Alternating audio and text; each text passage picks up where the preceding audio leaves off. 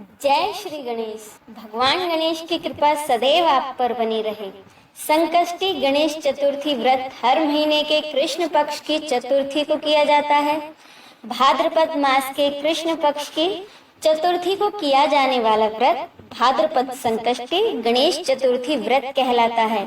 इस चतुर्थी को बहुला चतुर्थी भी कहते हैं। भादों कृष्ण चतुर्थी सब संकटों की नाशक, विविध फलदायक एवं संपूर्ण सिद्धियों को देने वाली है। इस व्रत के प्रभाव से सभी प्रकार के विघ्न दूर होते हैं और यह सब कष्टों का नाश कर धन की वृद्धि करने वाला व्रत है। इस दिन एक दंत गणेश की पूजा करें। एक बार माता पार्वती जी ने गणेश जी से पूछा, हे पुत्र, भादों कृष्ण चतुर्थी को संकट नाशक चतुर्थी कहा गया है, अतः उस दिन का व्रत किस प्रकार किया जाता है, मुझे समझाकर बताओ। गणेश जी ने कहा कि हे माता, भादों कृष्ण पक्ष चतुर्थी सब संकटों की नाशक, विविध फलदायक एवं संपूर्ण सिद्धियों को देने वाली है। इस व्रत में विधि विधान से ही पूजा करनी चाहिए। हे माँ, इस व्रत में आहार संबंधी कुछ विशेषताएं हैं, उन्हें मैं बतला रहा हूँ। पुत्र की ऐसी बातें सुनकर पार्वती जी ने उनसे पूछा कि आहार एवं पूजन में क्या विशेषता है, उसे बताइए। गणेश जी ने कहा कि गुरु द्वारा वर्णित प्रणाली से इस दिन भक्ति भाव से पूजन करें।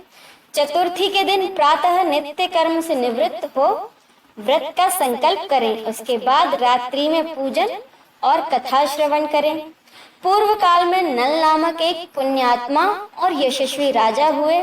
उनकी रूपशालिनी रानी दमयंती नाम से प्रसिद्ध थी। एक बार उन्हें शापग्रस्त होकर राज्य से वंचित होना पड़ा और रानी के वियोग में कष्ट सहना पड़ा। तब उनकी रानी दमयंती ने इस सर्वोत्तम व्रत को किया।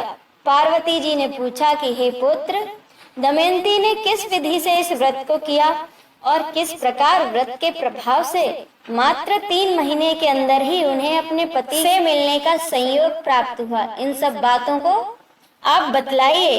पार्वती जी के ऐसा पूछने पर बुद्धि के भंडार गणेश जी ने उत्तर दिया। गणेश जी कहते हैं कि हे माता, राजा नल को बड़ी बड़ी आपदाओं का सामना करना पड़ा। हाथी खाने से हाथी और घुड़साल से घोड़ों का अपहरण हो गया। डाकुओं ने राजकोष लूट लिया और महल में आग लगा दी। राज्य को नष्ट करने वाले मंत्री लोगों ने भी उनका साथ छोड़ दिया। राजा जुए में अपना सब कुछ गंवा बैठे। उनकी राजधानी भी उनके हाथ से निकल गई। सभी ओर से निराश और असहाय होकर राजा नल वन में चले गए। वन में रहते समय उन्हें दमयंती के साथ अनेक कष्ट झेलने पड़े। इतना ही नहीं, उनकी रानी से वियोग भी हो गया। उसके बाद राजा किसी एक नगर में काम करने लगे, रानी किसी दूसरे नगर में रहने लगी तथा राजकुमार भी अन्य नौकरी करने लगे। जो किसी समय रानी और राजपुत्र कहे जाते थे, वे ही अब भिक्षा मांगने लगे। तरह तरह के रोगों से पीड़ित होकर अपने कर्म फलों को भोगते हुए दिन बिताने लगे।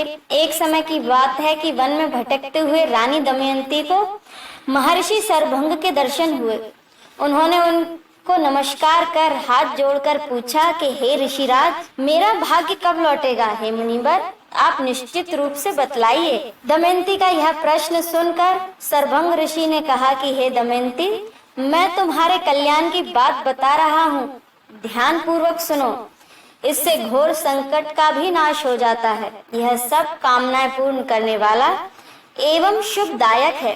भादों मास की कृष्ण चतुर्थी संकट नाशन कही गई है। गणेश जी कहते हैं कि सरभंग मुनि का ऐसा आदेश पाकर रानी दमयंती ने भादों की संकट नाशनी चतुर्थी का व्रत शुरू किया और तभी से वे हर महीने की संकष्टी चतुर्थी का पूजन करने लगी।